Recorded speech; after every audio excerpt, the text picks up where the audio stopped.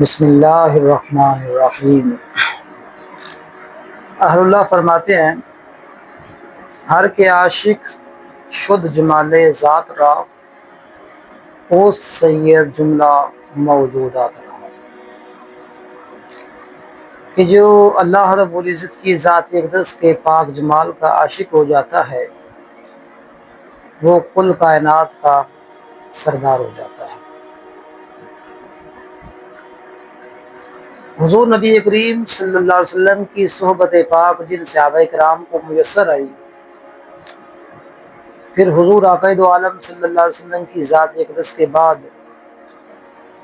صحابہ کرام کی ذات اقدس کے بعد پھر تابعین کو صحابہ کرام کی صحبت پاک میسر آئی، تو میرے پاک رسول صلی اللہ علیہ وسلم کی حدیث پاک کا مفہوم ہے، آقا علیہ السلام نے فرمایا کہ جس نے مجھے دیکھا وہ بھی جنتی ہے، اور جس نے مجھے دیکھنے والے کو دیکھا وہ بھی جنتی ہے۔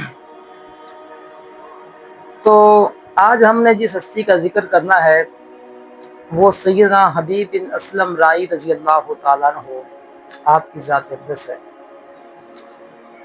اور آپ کو صحبت پاک میسر آئی ہے حضرت سیدنا سلمان فارسی رضی اللہ تعالیٰ عنہ، آپ کی ذات پاک کی، اور ان سے انہوں نے ایک حدیث پاک بھی روایت کی ہے۔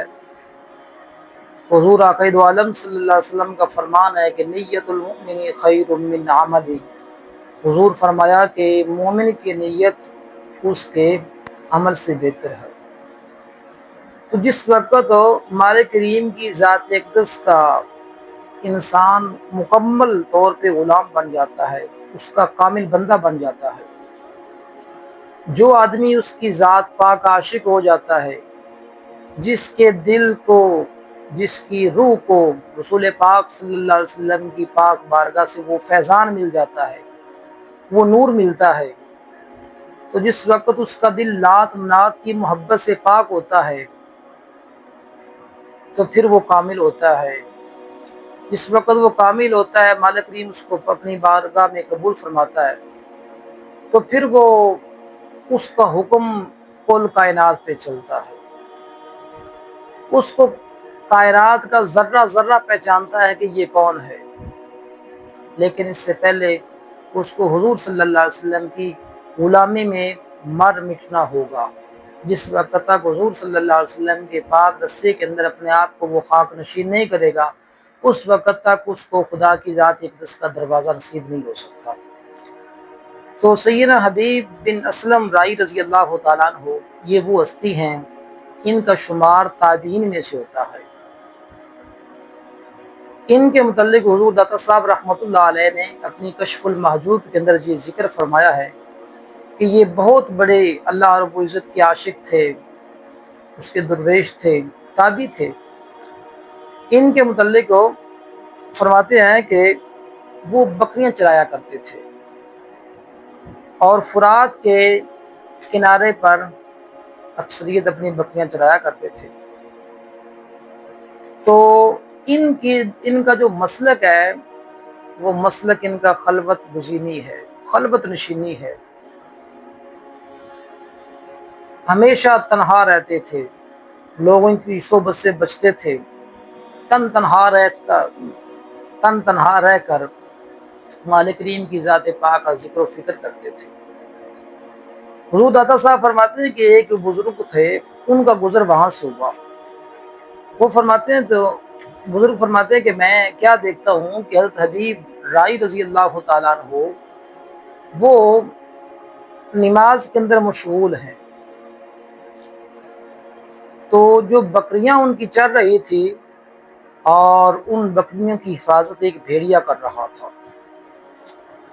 کہتے ہیں کہ میں بڑا متاثر ہوا کہ بھیڑیے کی اور بکریوں کی شروع کب سے ہو گئی ہے، یہ تو آپس میں ایک دوسرے کے دشمن ہیں، تو بھیڑیا جو ہے وہ بکریوں کی حفاظت کیسے کر رہا ہے؟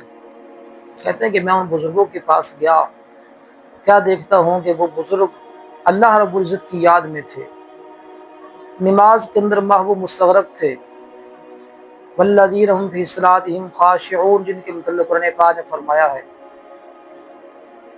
وہ نماز کے اندر محو تھے، مستغرق تھے، دنیا سے ان کا رابطہ کٹ گیا تھا، وہ مالک کریم کی یاد میں تھے۔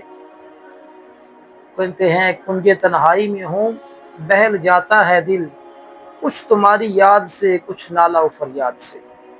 اس مقام پر تھے وہ، کہتے کافی دیر تک ان کا انتظار کرتا رہا۔ انتظار کے بعد جس وقت وہ نماز سے فارغ ہوئے تو میں ان کی بارگاہ میں حاضر ہوا اور میں نے سلام پیش کیا۔ انہوں نے اسلام کا جواب دیا، مجھ سے فرمانے لگے کہ کیسا آنا ہوا؟ تو میں نے کہا کہ حضور آپ کی زیارت کرنے کے لیے آیا۔ فرمانے لگے جزاک اللہ۔ ان کے پاس بیٹھ گئے تو میں نے ان سے پوچھا کہ حضرت کیا معاملہ ہے؟ بکریوں کی اور بھیڑیے کی سلو کب سے ہو گئی ہے؟ یہ کیا معاملہ ہے؟ تو ان درویشوں نے، استادین حضرت سیدنا حبیب بن اسلم رائی رضی اللہ تعالیٰ عنہ نے جو جواب دیا وہ بڑا پرلطف ہے۔ آپ نے فرمایا کہ جب سے بکریوں کے مالک کی سلو اپنے مالک سے ہو گئی ہے نا، اس وقت سے بکریوں کی سلو بھیڑیے سے بھی ہو چکی ہے۔ تو جس وقت انسان اپنے مالک کا ہو جاتا ہے، اس کا کامل بندہ بن جاتا ہے، حضور صلی اللہ علیہ وسلم کی غلامی میں آ جاتا ہے، تو پھر کل کائنات جو ہوتی ہے اس کی غلام بن جاتی ہے۔ اسی لیے وہ درویشوں نے کہا ہے کہ ہر کے عاشق شد جمال ذات را، اوست سید جملہ موجودات را۔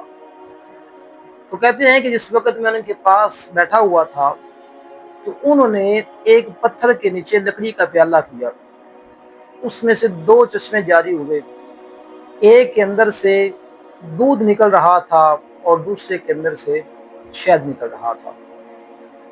انہوں نے مجھے بھر کے دیا، فرمایا نوش کرو۔ میں نے اس کو پیا۔ پینے کے بعد میں نے ان سے پوچھا کہ حضرت کیا معاملہ ہے؟ آپ کو یہ مقام کیسے حاصل ہوا ہے؟ انہوں نے فرمایا کہ یہ جو مجھے مقام ملا ہے یہ رسول پاک صلی اللہ علیہ وسلم کی غلامی کی وجہ سے ملا ہے، حضور نبی کریم صلی اللہ علیہ وسلم کی شریعت پاک کے اوپر عمل کرنے کی وجہ سے ملا ہے۔ جس وقت انسان کے ظاہر کے اوپر حضور نبی کریم صلی اللہ علیہ وسلم کی ذات اقدس کی شریعت پاک، وہ اپنے ظاہر کو اس شریعت پاک کے تابع کر لیتا ہے کوئی آدمی، تو پھر میرا پاک رسول ان کو یہ مقام عطا کرتے ہیں۔ مالک کریم پھر ان کو نوازتا ہے۔ تو فرمانے لگے کہ جس طرح سیدنا موسیٰ علیہ السلام کی جو قوم تھی وہ نافرمان تھی، اس کے باوجود اللہ رب العزت نے ان کے لیے پتھروں سے 12 چشمے جاری فرما دیے۔ تو میں تو پھر بھی حضور کا غلام ہوں، میں تو پھر بھی حضور صلی اللہ علیہ وسلم کے رستے پاک کے اوپر چلنے والا ہوں۔ حالانکہ سیدنا موسیٰ علیہ السلام ان کا مقام حضور صلی اللہ علیہ وسلم کی ذات اقدس سے بڑھ کر نہیں ہے۔ تو جس وقت سیدنا موسیٰ علیہ السلام کی نافرمان قوم کے لیے پانی کے چشمے پتھر سے جاری ہو سکتے ہیں، جو حضور کا پکا اور سچا غلام بن جائے، جو مالک کریم کا کامل بندہ بن جائے، تو پھر اس کے لیے کوئی مشکل نہیں ہے کہ پتھر کے اندر سے دودھ کی نہر جاری ہو جائے یا پتھر کے اندر سے شہد کا چشمہ جاری ہو جائے۔ تو دوستو، بزرگوں، ساتھیوں، یہ تھے ہمارے اسلاف جو اللہ رب العزت کی کامل بندگی کے اندر اپنے آپ کو محو مستغرق رکھتے تھے۔ یہ وہ تھے ہمارے اسلاف جو ہمیشہ رسول پاک صلی اللہ علیہ وسلم کی غلامی کا پٹا اپنے گلے کے اندر ہمیشہ ڈال کے رکھتے تھے۔ تو مالک کریم کی بارگاہ سے پھر ان کو فیضان یہ ملتا تھا۔